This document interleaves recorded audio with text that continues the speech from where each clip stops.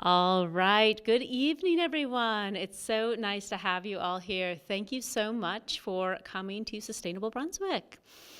This is a series where the town of Brunswick and Curtis Memorial Library, we partner together, and we are able to bring amazing presenters here. And by that, I mean we email them and say, hey, would you like to talk to some cool humans? And they say, yes, we'd love to. And we're so grateful that we live in a community like that, where folks are enthusiastic about sharing their knowledge. So this is Sustainable Brunswick. My name is Hazel. You will not be hearing much from me this evening. I am a librarian here at Curtis Memorial Library, and it is my job to tell you about two very important things. One, if you need to use the restrooms, they're right over there outside. Two, if you have one of those pesky devices we call a cell phone, that might go off and ring and tell you about something while we're listening to Ivy speak. If you want to turn it off, now is a good time. I know I have to go back and do that when I head back to my seat. And then the most important thing I get to do, and I'm incredibly grateful for, is to introduce Ivy, who is here from Friends of Casco Bay, Baykeepers. Did I say that right? Oh, I did, Casco Baykeepers. And we are so very glad to have you here today. Thank you so very much for coming to speak to us. I think we're all really excited to learn more. With that, I'll take it from you. No need, thank you though. So my name's Ivy Frignoca. I work as the Casco Baykeeper. I describe my job as being the Lorax for the water. So I speak for the water, and I'll tell you more about how we do that as I go through my presentation. A couple things up front. I was asked to specifically talk with you about the data that we have and why we support local pesticide and fertilizer ordinances. So that's what I'm here to talk about. During my presentation, if something is unclear or I've used like a scientific term or a legal term that is like, you got to tell me a little bit more about that, please ask me a clarifying question at that time and I will answer it. And then there's going to be questions and answers at the end. Because we have a small audience, I'm happy to answer questions about this, and then if you have more general questions when we're done with the questions about what data we have and that relates to the work that you're doing, we'll take a stab at those as well. If you need me to talk louder, because I try not to talk behind a podium because I'm 5'2", and you're just going to see a little talking head bouncing around in front of you, so I'd rather be out and interact with all of you, but let me know if you need me to be closer to the mic or to talk louder.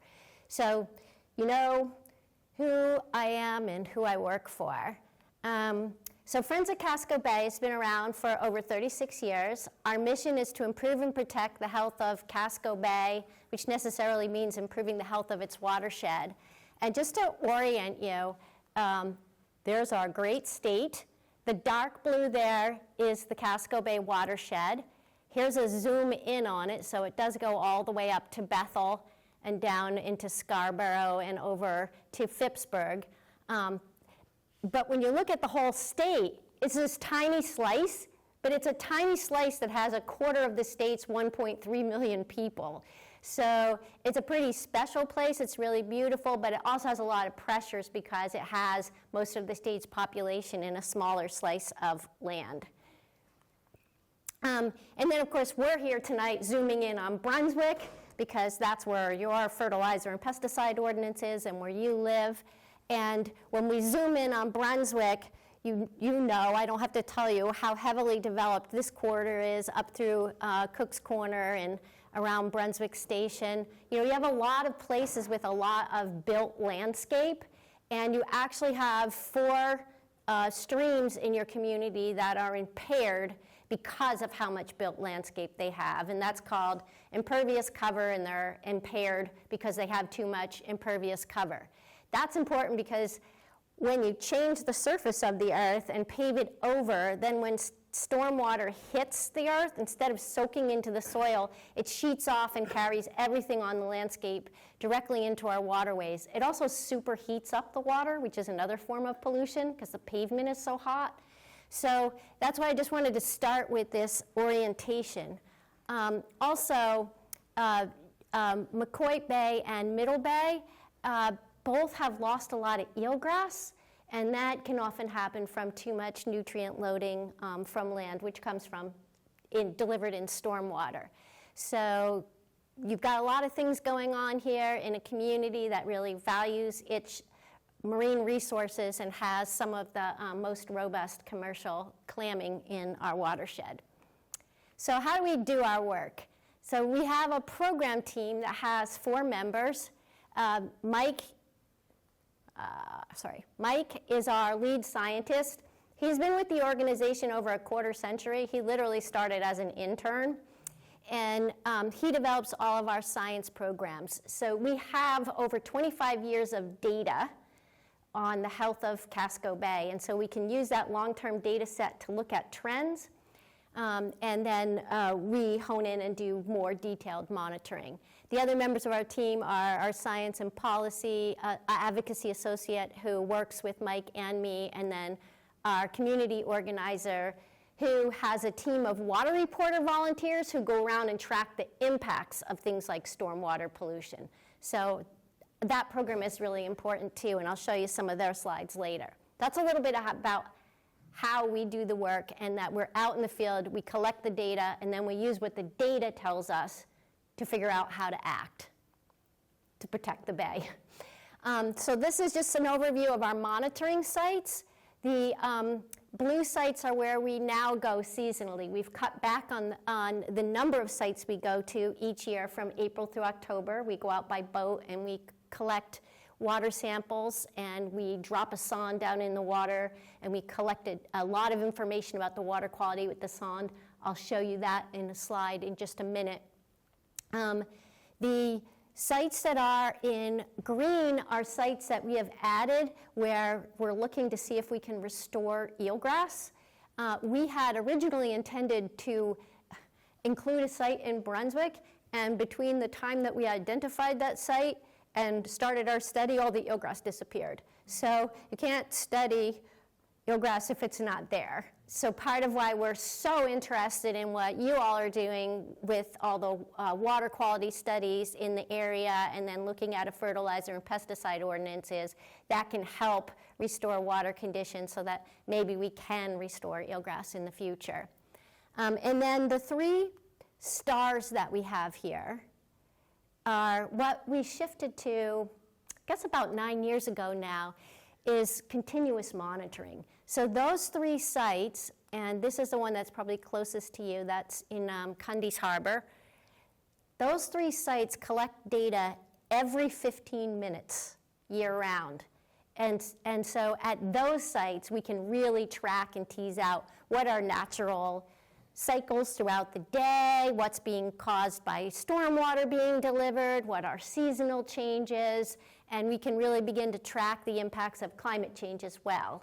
So that's a really important tool in what we're doing that I won't be talking about today because it's almost too much data for the purposes of your ordinance. So now the problem with stormwater. I talked about that a little bit in the beginning. And this, obviously, this is not Brunswick. This is the Presumpscot River flowing in and in front of East End Beach in Portland. And why I like to use this slide is because it's a great illustration of what stormwater does. You can see the blue of the ocean water, and fresh water is less dense than salt water, so it tends to float on top. And that's why you can see this big lens of fresh water entering the bay. And you can visually see that it is carrying a lot to the bay. And when we go out, we will sometimes put our sonde into one of these, and we can measure how far down the fresh water goes. And sometimes we'll pick up a signal 3 or 4 meters down. So sometimes it's like large amounts of stormwater that are coming into Casco Bay. So now zooming in on your part of the bay, we wanted to just give you some comparisons from our data. So TN stands for total nitrogen, and it is like all the types of nitrogen that are available in the water. That's what the state uses to regulate permits and to decide if there's too much total nitrogen and a particular discharger has to reduce their nitrogen load. So the sites that are on here, again, this is a historic site over in Harpswell that was at a lobster pound. This is at the Oars and Bailey Yacht Club, and then these are the sites closest to where you are and where you're concerned with. This is off Little Flying Point, this is Inner McCoy Bay, and then this is the Mere Point boat launch. So the data on total nitrogen, these numbers here, let's see, you see it here, you see it here, and this would be like 0.30.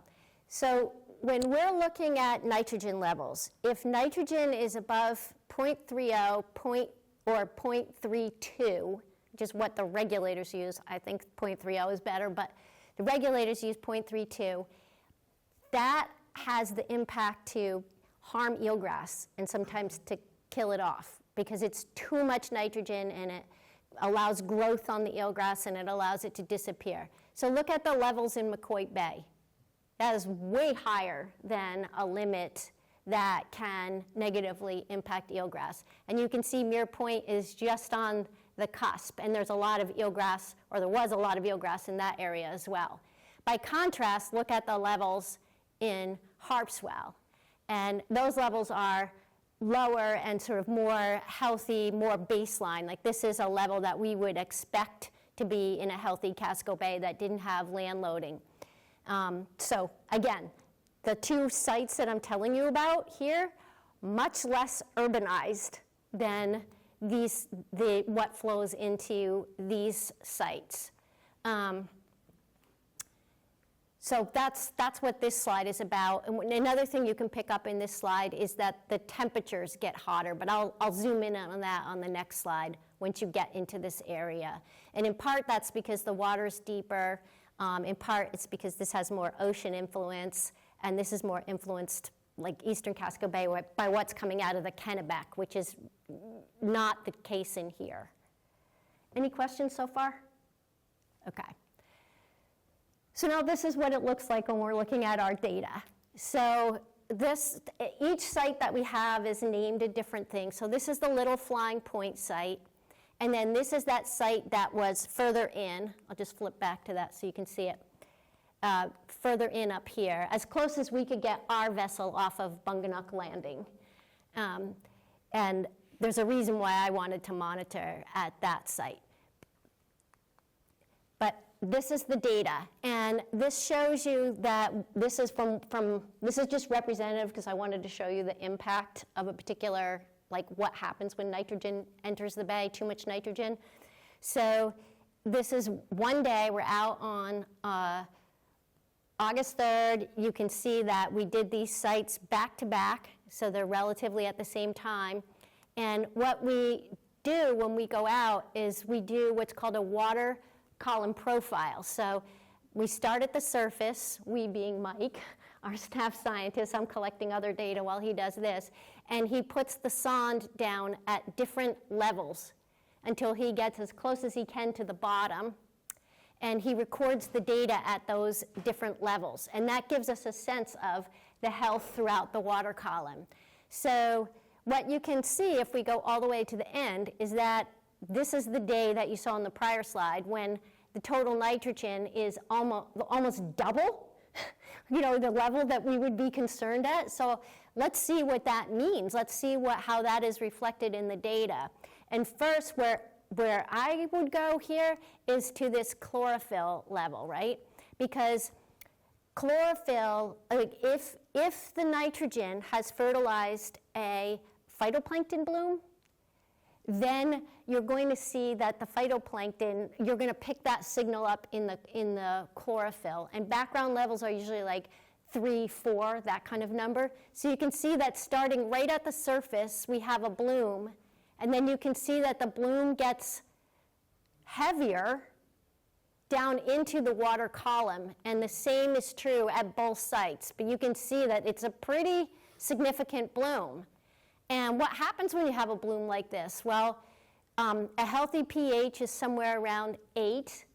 pH, remember back to like high school science or whatever, is measured on a logarithmic scale. So the difference between 8 and 7 is tenfold, not 1.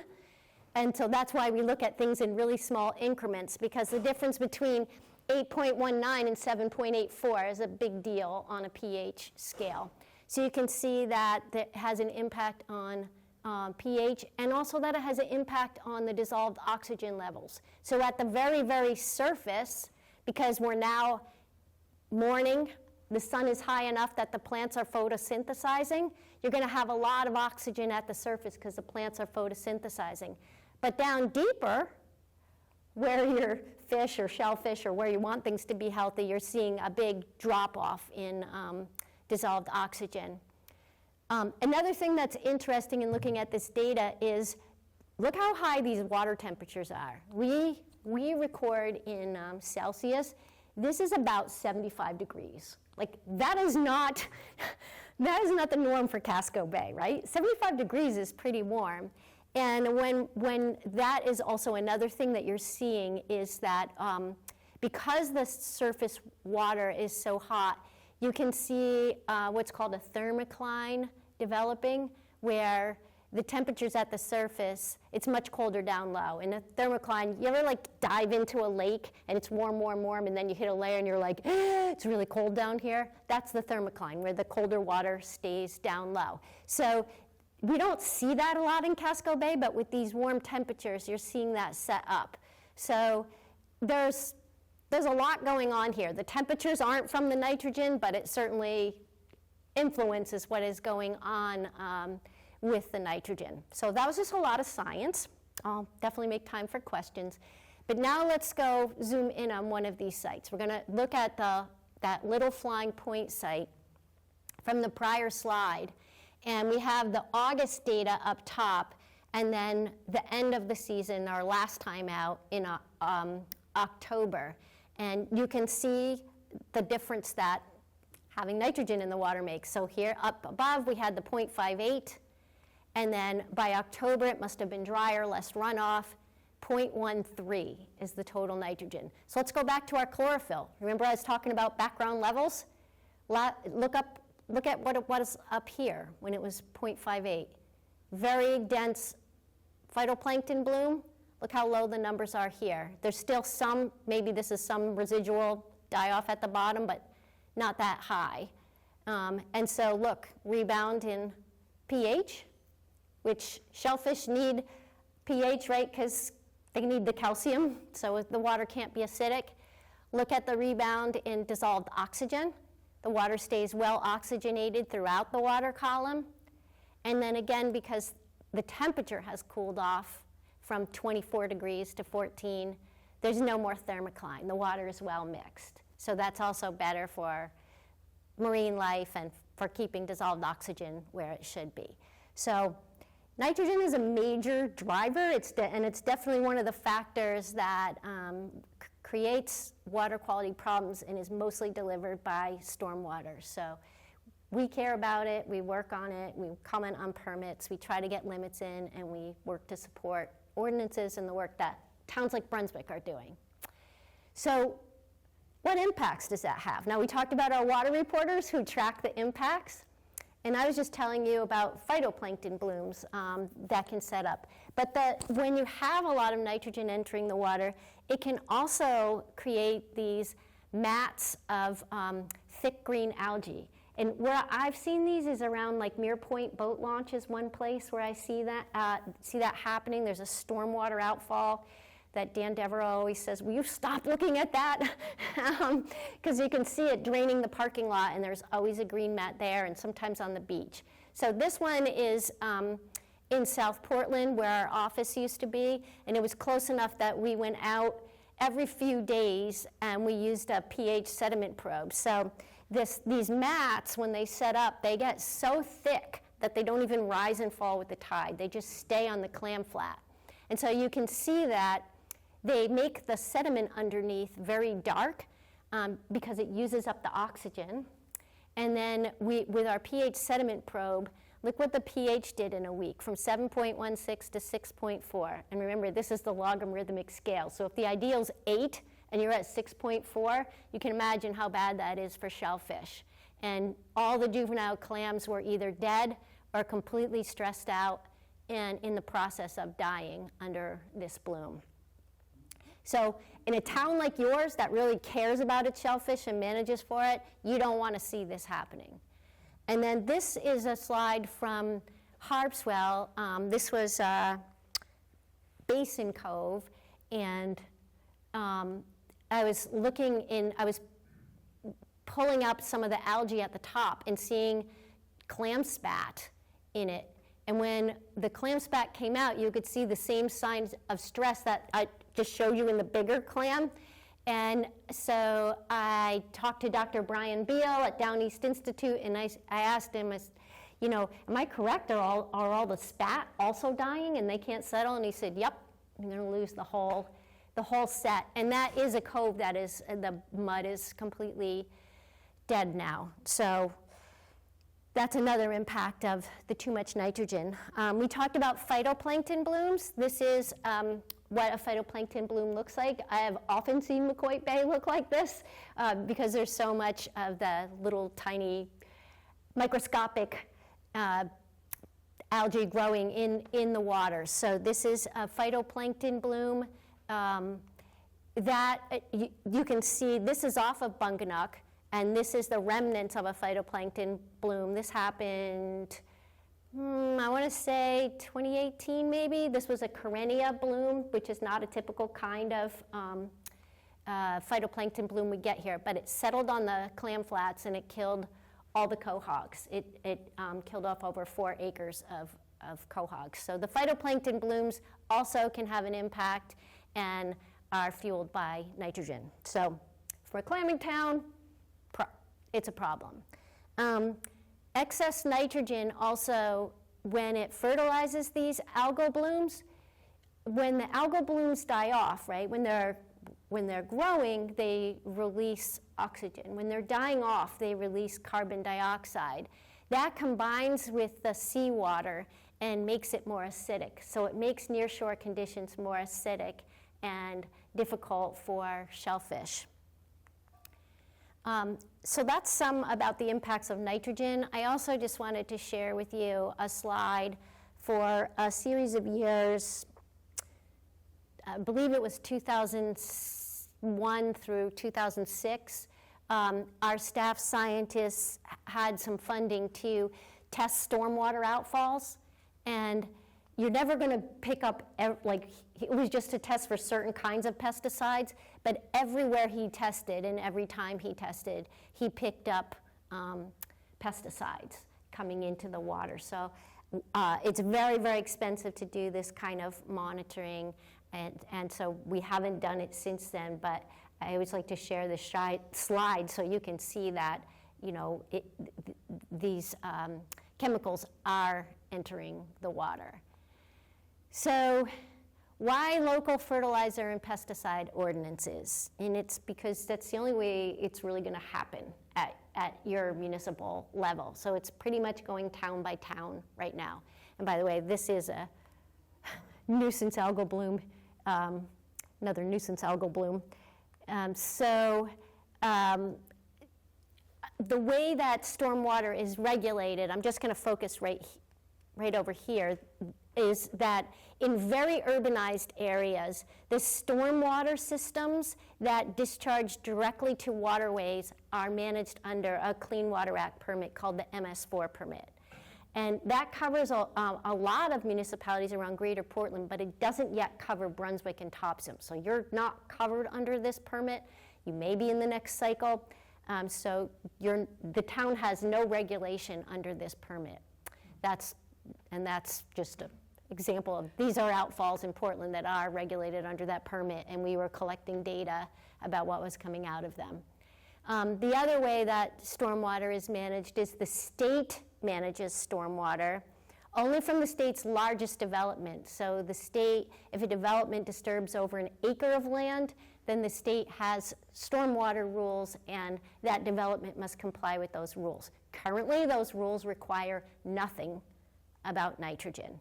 I sat on a steering committee to revise the rules. We've made suggestions that they cover nitrogen. Hopefully in the future, when the revisions come out, they will contain some nitrogen treatment and limitations on them.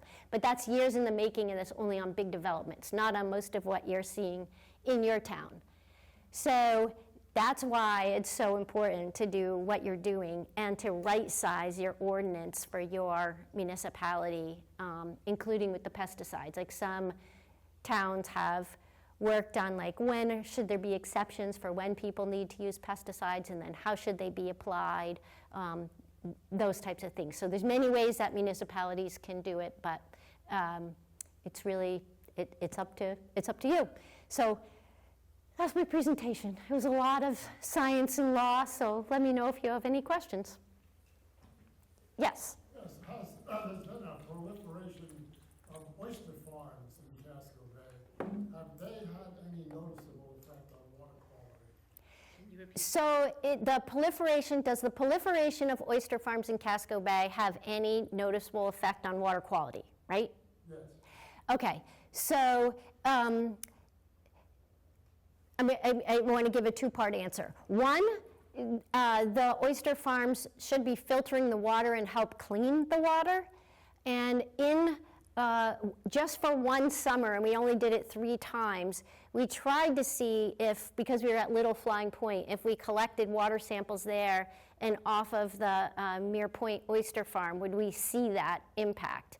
We certainly didn't see anything worse, but we saw just a marginal improvement, and I think that's because we were monitoring outside of the oyster farm. Like, we have a pretty big research vessel, so we didn't go into the farm itself where the buffering would be occurring to take our nitrogen samples. I think if we had, we would have seen a slightly bigger difference between Little Flying Point and Mere Point, but they should be helping improve water quality. Yes? Great to see you, Ivy. Thank Nice to see you too, Steve. What would you point to as sort of a model fertilizer pesticide ordinance, either in the Casco Bay area or further afield, and what aspects of that ordinance do you think is most transferable or successful? Okay, so the question, because I know we're doing this for people who are watching later, is what ordinances might be good models or might be transferable to Brunswick? And in our watershed, South Portland was a leader, and they collected a great deal of information and have that information available on their webpage. And then also, they have done amendments to their fertilizer and pesticide ordinance where they found it didn't quite work the way that they thought it would, no matter how much thought they put into it in the first place. So that could be a really good reference, even if you end up saying, well, we're developed, but we're not quite South Portland. The most recent examples are Cape Elizabeth and Falmouth. Falmouth's ordinance is being challenged in a citizen petition, but the elements of it, they really tried to balance the concerns they were hearing from applicators and landowners and sort of take a little bit more moderate approach. So there are extremes, but that's some of the places I would go to. When we did our research into this, it was years ago, so I don't know if it's still as useful. I did it back when South Portland was starting. But I do remember that New Jersey had some really good requirements in their state law, and it was a lot of practical stuff. Like, if you are going to apply, it can't be on frozen ground. It has to be X amount of hours away from rain. And I just thought it was just very, very practical, and thought that was some good guidance too. That's my memory from that doing that work. But please, feel free to get in touch with me, and I can dig back through that and find that. And then you had a question. Wait before you talk, because we want to get this on. Yes. I'm going to have you hold this. I think you had the answer to the question I'm about to ask you, but I'm not sure if I remember. does all of our Brunswick stormwater go into the sewer plant, or does it go right to the rivers? Oh, I don't know the answer in Brunswick if any of your water goes to the treatment plant. Steve, do you know that? Yeah, where we do have town sewer and storm drains hooked up to that, it does go to the treatment plant. Everywhere else it discharges into local streams, like most of lower Main Street discharges right into Mare Brook, and things of that nature. But where it was possible to tie in, it does. So mostly the downtown area will go into the treatment plant down by the river. Thank you so much, Ivy, for being here. This is mainly, I want to address Steve's question about other ordinances and how would we devise the best ordinance for our particular watershed community. And a couple years ago, I took all of, at that time, 6 other ordinances: Ogunquit, South Portland, Portland, Cape Elizabeth, Blue Hill, and Hollowell. And I put them all together in one ordinance by category, severability and waivers and all these different categories. They all had the same categories.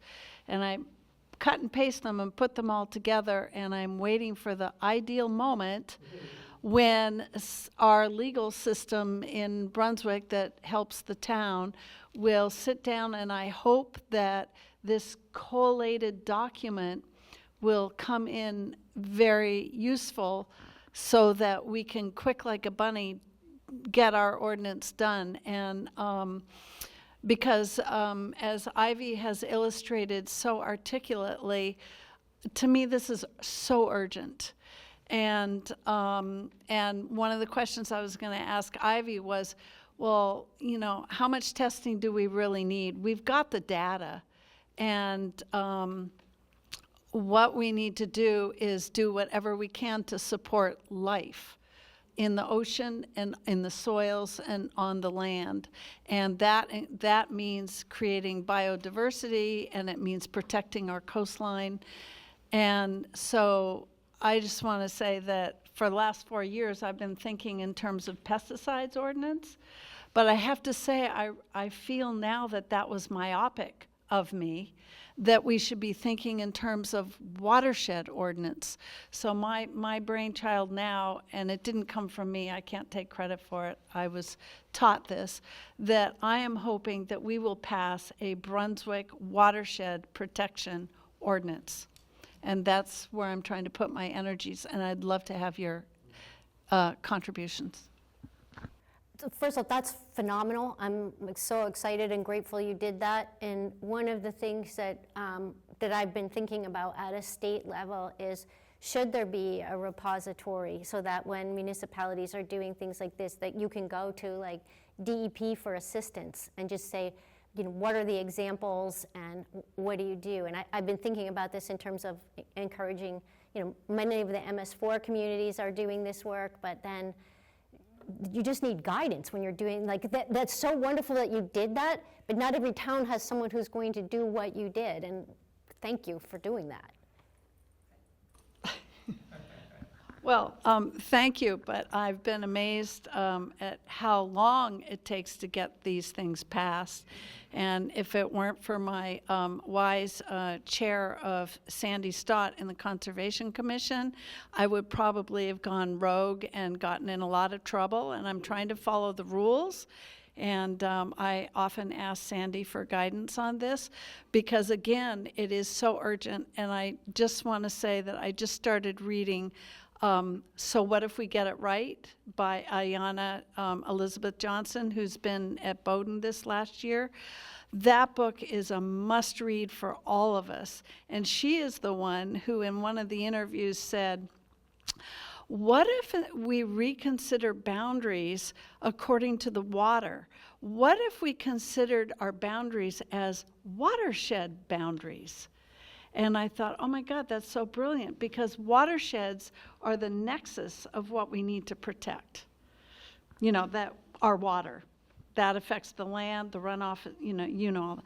So anyway, that book I'm really enjoying it, and I'm fortunate that our environmental planner, Ashley Charlson, is really focusing in on the pesticides now, and I'm hoping that others of us are going to focus on the road salt and the other runoff problems that we need to redirect and reduce. So I think in the beginning you made a comment that I'm going to respond to, and then I want to respond to the chlorides piece. First you said, like, do we need more data, or what about the data? I think you have a lot of data. You have more data than most municipalities, and I know that there's a study, isn't Forest Bell, I think Steve's doing the study this summer, so I think you're going to have you'll have good data to support your actions. The chlorides piece, we worked with Representative Art Bell, who is Yarmouth, but then also Dan Ankely's co-sponsored a bill for a stormwater study commission. And that would task the legislature, one of the two issues that would task the legislature with is studying what to do about chlorides and how to address them to help municipalities tackle this issue. So that bill was carried over to this session. So if you care about chlorides, that would be a good thing to support, because I think it would be good. We may need to amend the state stormwater law to better address chlorides, and are going to need to develop some materials and programs to address the problem, because you're balancing public safety with water quality needs. Yeah, it can be done, but yeah. So in terms of liability, that's why I'm shaking my head. In terms of liability, I just want to make it clear that from my research, the town of Brunswick has never been sued for any winter driving liability problem. And so, we've got to learn to balance the idea of safety and liability against safety and liability for the environment. And that is a question. I don't mean to negate it, but okay. I like to think that we're okay on the liability. Mall owners and others who salt their sidewalks care about liability, and so do contractors who are hired to make roads and driveways safe. So there are concerns whether that have to be addressed on that issue. So yes. Go ahead. So this is more a comment than a question, but when we were talking about, and you asked a question about where the stormwater goes, one interesting exercise that you can do is go to the Meerbrook Task Force website, and you can find maps on there that map all the outfalls. So here's where the stormwater goes. So for instance, in my neighborhood, the stormwater goes into a drain, and I know where it ends up in Meerbrook because it's outfall number 19. So my watershed address is outfall number 19. So you can see a map of where all of the stormwater gets put into Meerbrook. And because Meerbrook is central to the town of Brunswick, it's an interesting exercise. You can sort of see where your water goes when it runs off your driveway, runs down the street, and then works its way from the drain into the brook. And yeah, and it's a useful way of seeing it. I couldn't help but notice when you had your map of the pesticide sources or locations, diazinon was all over the place. And is that a upstream problem as well as a downstream problem? What are the applications of diazinon? Is it a farm issue far west in the watershed? I can't, if my colleague Mike Doan were here, this predates my time with the organization. I wasn't involved in that study. I don't know that he could say. It wasn't a study that did source tracing. He literally just got funding to take samples at stormwater outfalls, and I don't know that you can trace that chemical back. We're trying to figure some of that out with PFAS now, because that's something we are studying. But so I don't know the answer to that. Thank you all very much. I think one idea that listening to you talk that you gave me is since you are such a motivated community, it could be fun to have people adopt their local storm water outfall and just get a sense of like, oh, that's where our water goes. Because there's some things that are amazing, like the number of dog poop bags that end up in stormwater outfall pipes. And I just saw one like walking the back cove the other day, so just like that visual connection, like this is what's happening in the watershed, and anything that you do, that is where the water is going. Could be like a really fun way, whether it's school groups or whatever, to just kind of think about that connection. Because in an ideal world, things would go to the treatment plant. But as, again, Dan Devereaux says, your treatment plant discharges into the Androscoggin right outside of my watershed. And he's like, yes, you're not reviewing our, well, I mean, he doesn't mean it that way. You know, he's a big water quality advocate, but it's not like it's not a permit that I regularly look at. But maybe I should. Ivy, thank you so very much. This is great. Okay, thank you, everyone.